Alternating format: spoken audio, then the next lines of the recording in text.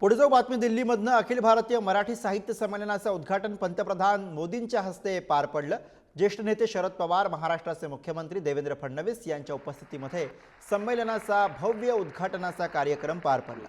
शरद पवार हे साहित्य संमेलनाचे स्वागताध्यक्ष आहेत, तर साहित्य संमेलनामधील शरद पवार आणि मोदींमधील बोलक्या दृश्यांनी सर्वांचं लक्ष वेधलं। पंतप्रधान नरेंद्र मोदींनी शरद पवारांना बसण्यासाठी खुर्ची दिली, तर मोदींनी शरद पवारांना पिण्यासाठी पाणीही दिलं। याची सध्या सर्वत्र चर्चा होतीये, तर शरद पवारांनी सुद्धा मोदींचं कौतुक केलं।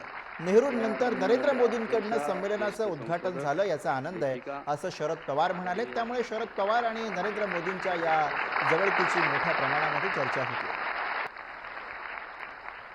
तर साहित्य संमेलनाच्या उद्घाटन प्रसंगामधली दृश्य जेव्हा पंतप्रधान नरेंद्र मोदी यांनी ज्येष्ठ नेते शरद पवार यांच्यासाठी आदरानं खुर्ची दिली आणि त्यानंतर पंतप्रधान नरेंद्र मोदी यांनी शरद पवार यांच्यासाठी ग्लासामध्ये पाणी सुद्धा भरलं आणि अर्थातच या जवळकीची सध्या राजकीय वर्तुळामध्ये चर्चा होती।